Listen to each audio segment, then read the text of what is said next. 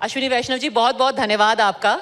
भारी भरकम मंत्रालय और सब अभी फोकस में है, उसके बावजूद आपने हमारे लिए समय निकाला, उसके लिए बहुत धन्यवाद। हेक्टिक पॉलिटिकल एक्टिविटी भी चल रही है, आपके बाकी सारे मंत्रालय भी बहुत सारी हेडलाइंस करा रहे हैं, तो हमारे पास आपके पास ज़्यादा वक्त नहीं है यहाँ पे, तो हम जल्दी जल्दी जितने इस वक्त के बहुत इंपॉर्टेंट सवाल है आपसे पूछना चाहते हैं। सबसे पहले मैं थोड़ा जो संसद में हुआ है उसको लेकर के शुरुआत करना चाहती हूँ। पिछले एक हफ्ते में विपक्ष ने बोला है कि एक वक्त होता था कि जब वो आवाज उठाते थे उनको वहां से निकाल दिया जाता था, अब तो आवाज भी नहीं उठाने देते।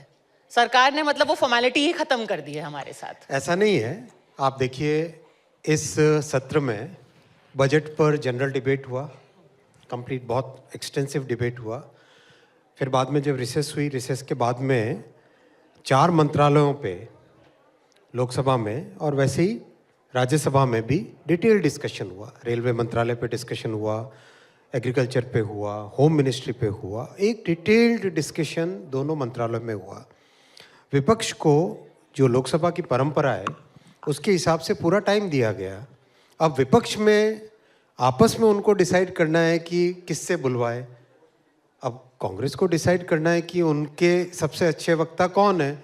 अगर उन सबसे अच्छे वक्ताओं में किसी का नाम नहीं आता तो उसमें हम क्या कर सकते हैं। पर उन्होंने कहा, जैसे कि प्रधानमंत्री जी ने कुंभ पे वक्तव्य दिया, राहुल जी ने कहा मैं तो खड़ा भी हुआ, मैंने कहा मैं कुंभ की प्रशंसा करना चाहता था, मैं तो कहना चाहता कि हाँ कितना सुंदर था, कितना भव्य था, मेरे को बोलने ही नहीं दिया। लोकसभा एक परंपराओं से और लोकसभा में कुछ नियम है, उन नियमों से चलती है। उन नियमों के हिसाब से बात करने का सबको चांस मिलता है। जैसे मैंने आपको बताया, इतना लंबा टाइम दिया गया ऑपोजिशन को, उसमें कई उनके वक्ता बोले, उसमें बोलना चाहिए था, लंबा भाषण देना चाहिए था, 45 मिनट का भाषण देना चाहिए था। पर ये अच्छी चीज है कि उन्होंने कहा कि उनको कुंभ पसंद आया, वो भी उसकी प्रशंसा करना चाहते थे। अच्छी बात है, मौका मिलता तो अच्छी बात है। भारत की एक जागृति हो रही है, भारत की सांस्कृतिक धरोहर को आज दुनिया भर में पहचाना जा रहा है, बहुत अच्छी बात है। हम अभी चुनावी सीजन में जाने वाले हैं सर। हाल फिलहाल में आपका जहां भी आपको प्रभार सह प्रभारी बनाए गए थे, आप वहां पर भारतीय जनता पार्टी के रिजल्ट्स फैंटास्टिक रहे हैं। महाराष्ट्र हाल में बहुत लोग आपको चांस दे नहीं रहे थे, लेकिन जिसको कहते हैं कि छप्पर फाड़ रिजल्ट आया आपका यहाँ पे।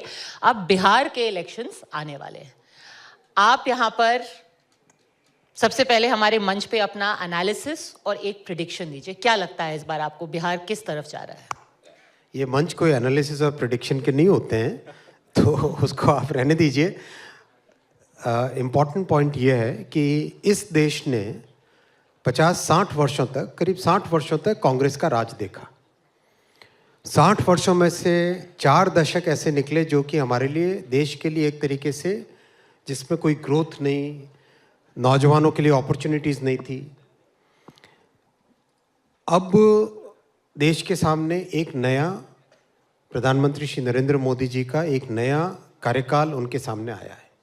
पॉलिटिक्स ऑफ परफॉर्मेंस का एक नया एग्जाम्पल देश के सामने सेट हुआ है।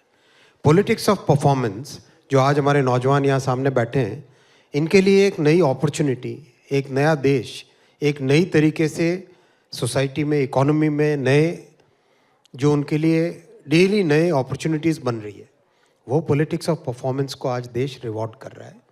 आप कहीं भी जाओ देश में, नॉर्थ, ईस्ट, वेस्ट, साउथ, हर जगह जाओ, सब जगह आज लोग मोदी जी के काम को रिकॉग्नाइज कर रहे हैं, उनके जीवन में जो परिवर्तन आया उसको एक्नॉलेज कर रहे हैं, और वही इलेक्शन के टाइम में आशीर्वाद के रूप में बन रहा है।